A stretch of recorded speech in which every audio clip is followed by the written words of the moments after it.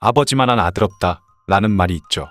현대에 와서는 주로 유명한 운동선수의 2세들이 아버지와 같은 종목을 선택했을 때 기대만큼 결과를 내지 못하면 이러한 비난을 받는 모습을 흔하게 볼 수 있습니다. 과거에는 한 나라의 군주들이 뛰어난 업적을 남겼을 경우 뒤를 이어받은 후계자들이 이와 비슷한 고통을 겪었다고 하는데요. 오늘 이야기의 주인공인 순조 또한 아버지 정조대왕의 뒤를 이어 나라를 잘 다스려보고 싶어 했지만 현실의 벽에 부딪혀 좌절하게 되죠. 조선의 23대 국왕인 순조의 이야기를 지금부터 시작합니다. 순조는 1790년 정조와 현목수빈 박시사의 아들로 태어났죠. 당시 후계자가 없음을 걱정하고 있던 정조는 아들이 태어나자 크게 기뻐했다고 하는데요. 그는 나이 11살이 되던 1800년 1월에 세자로 책봉되었는데 불과 5개월 뒤에 부왕인 정조가 갑자기 세상을 떠나는 바람에 조선 역사상 두 번째로 어린 나이에 왕으로 즉위하게 됩니다. 즉위 당시 순조의 나이가 너무 어렸던 탓에 영조의 계비이자 당시 조선왕실에서 가장 큰어른이었던 대왕대비 정순왕후 김씨가 수렴청정을 하게 되죠. 정조 시기에는 정조의 탕평책을 지지했던 시파와 탕평책을 반대했던 세력인 벽파가 있었는데 정순왕후는 이중 벽파와 뜻을 같이 했기 때문에 그녀가 수렴청정을 하는 동안 벽파가 정권을 장악하게 되었고 이후 이들은 정조 때 집권 세력이었던 시파를 숙청하는 데 주력했습니다.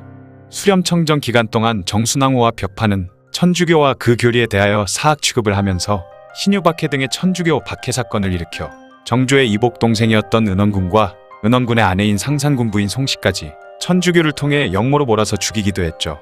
안 그래도 이미 몰락해 소수만 남아있던 남이는 이 사건들로 인해 돌이킬 수 없는 타격을 입었고 남아있던 시파 세력도 큰 타격을 입었다고 하네요. 이후 영조와 정조대에 이어졌던 탕평이 실패하고 붕당 정치가 약화되면서 권력이 특정 가문에 집중된 채로 국정이 운영되는 정치 형태인 세도 정치가 등장하게 됩니다. 순조의 장인이자 한때 정조의 충신이었던 김조순을 중심으로 한 안동 김씨가 점점 조정을 장악하며 세도 정치의 시작을 열었죠. 이로 인해 순조 시기부터 헌종과 철종에 걸쳐 60여 년간 왕의 외가와 처가 일족들이 나라를 쥐고 흔들었습니다. 1803년 대왕대비 김씨가 순조의 장인인 김조순과 그 일파에 의해 물러나면서 수렴청정을 끝내게 되는데요. 이후 형식상으로는 순조가 직접 나라를 다스리게 됐지만 권력의 핵심은 김조순을 비롯한 안동 김씨 세력이 장악했죠. 또한 그때까지 최고 정치기구였던 비변사가 세도 정치 시기에는 권력의 핵심 기구로 떠오르면서 왕권을 제약하게 됩니다. 이후 안동 김씨들은 비변사의 중요한 자리를 비롯해 중앙과 지방관리의 인사권을 모두 장악한 채 조선을 자신들 마음대로 쥐고 흔들기 시작했죠. 여기까지만 보면 순조는 그저 무능한 허수아비 왕으로만 보이지만 그라고 해서 처음부터 무기력한 모습을 보였던 것은 아닌데요. 순조는 정통성에 있어서도 딱히 흠잡힐 곳이 없었기 때문에 처음 왕위를 물려받았을 때만 해도 권한이 강한 편이었으며 정치적인 판단 능력도 뛰어났다고 하죠. 그리고 수렴청정을 받던 제위 초기 3년 정도까지는 선왕 정조가 했던 것과 최대한 비슷하게 나라를 다스리며 나름 균형을 유지하려 애썼다고 합니다. 그리고 노론벽파를 숙청하는 데도 앞장서는 등 상당히 의욕적인 모습을 보이면서 1811년에 홍경래의 난이 터지기 전까지는 그럭저럭 괜찮은 모습을 보였는데요. 하지만 평안도 일대에서 발생한 대규모 농민 반란인 홍경래의 난이 터진 이후부터는 우유부단하고 무기력한 모습을 보이기 시작했고 비변사의 국정의 대부분을 맡겨버리면서 세도 가문들이 국정을 마음대로 운영할 수 있게 되었습니다. 그나마 김조순이 살아있던 시절까지만 해도 김재찬 등 순조의 영향력이 통하는 대신들이 있었기 때문에 그들을 통해 간접적으로나마 컨트롤할 수 있었지만 김조순이 죽은 이후 김조순의 아들과 조카들이 권력을 잡게 되면서부터는 그야말로 안동 김씨들의 세상이 돼버리면서 우리가 아는 방식의 세도 정치가 되었다고 하죠.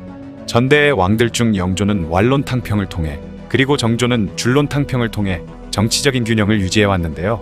하지만 순조는 이전의 왕들과 달리 신하들의 권력 흐름에 대해서 큰 신경을 쓰지 않았기 때문에 그가 재위했던 기간에는 안동 김씨로 대표되는 세력들을 중심으로 하나의 당이 독재를 하는 형태가 돼버렸습니다. 영조와 정조 시절에는 비록 권세가 강한 신하들이 나오더라도 왕이 그때그때 선 넘는 신하들을 컨트롤해가면서 적당히 왕권과 신권 사이의 균형을 유지해왔었죠. 하지만 순조대에 이르러서 왕이 신하들을 관리하는 것을 포기하고 아예 손을 놓아버리자 세도 가문들의 고삐가 풀려버리면서 이후에 조선 정계는 권력을 장악한 일부 가문들끼리의 각종 암투와 비리가 난무하는 개막장으로 변해버리게 됩니다. 가뜩이나 조정이 엉망인 상태에서 건강까지 나빠지자 나랏일에서 손을 떼다시피 했던 순조였지만 그래도 그에게는 아직 한 줄기 희망이 남아 있었는데요. 바로 그의 아들이자 후계자인 효명세자였습니다. 효명세자는 어린 시절부터 매우 영특한 모습을 보이면서 순조가 그에게 큰 기대를 걸게 되었고, 이후 순조는 신하들 앞에서 몇 번이나 자신이 무능한 임금이라 주장하면서 영특한 세자에게 양위를 하려 시도했다고 하죠. 한 가지 재밌는 사실은 대부분의 왕조에서 국왕이 양이나 대리청정을 하겠다고 선언하면 온 나라가 뒤집혀서 명을 거두어달라고 난리를 쳤는데, 순조가 효명세자에게 대리청정을 명했을 때는 모든 신하들이 순조의 명에 대해 침이 마르도록 칭찬을 했다는 것입니다. 아마도 영조 시절 순조의 아버지 정조가 대리청정을 하는 것을 격렬히 반대하다 죽은 홍인환이 떠올라서 자신들은 홍인환처럼 되지 않기 위해서 그랬던 것일 수도 있지만, 한편으로는 순조가 정말로 나라를 다스리는데 별 의욕이 없다는 것을 신하들도 알고 있었기 때문이라고 하죠. 그때까지 순조가 보여준 모습들을 봤을 때 그는 자신의 아버지와 증조할아버지에 비해서 나라를 잘 다스리고자 하는 욕심이 많은 왕은 아니었기 때문에 적당히 은퇴하고 좀 쉬고 싶어 했던 마음을 읽은 것이라 짐작된다고 하네요. 그리고 한편으로 순조는 당시 조선의 조정이 세도 정치를 거치며 안동 김씨에게 권력이 집중돼 있던 상황 속에서 효명세자에게 대리청정을 맡김으로써 왕권을 강화해보려는 희망을 품었습니다. 이에 효명세자 또한 부왕의 뜻을 알아채고 세자빈의 친정인 풍양 조씨와 다른 당파의 인물들을 중용했으며 권력에서 멀어져 있던 소론계열 인물들까지 등용했죠.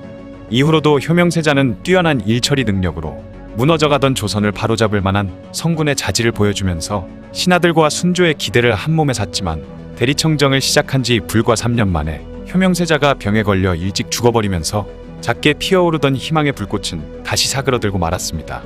순조 말년에는 안동 김씨들이 평소 마음에 들어하지 않던 노론 벽파들에 대한 대대적인 숙청을 시작했는데요.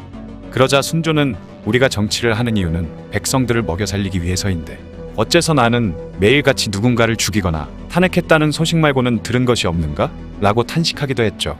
그리고 안동 김씨들의 횡포를 보다 못한 순조는 자신의 왕권을 이용해 감옥에 갇혀있거나 귀양가 있는 안동 김씨의 반대파들을 풀어주기도 했다고 합니다.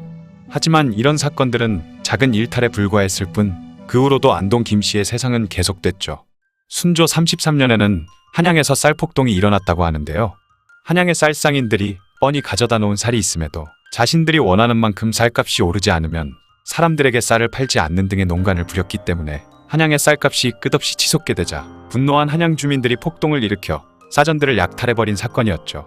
당시 한양 백성들의 분위기가 워낙에 살벌했기 때문에 순조는 폭동을 일으킨 주동자 7인을 처벌한 것뿐만 아니라 폭동이 일어나게 된 원인을 제공한 상인 2명까지 처형한 후에야 겨우 성난 민심을 달랠 수 있었다고 합니다.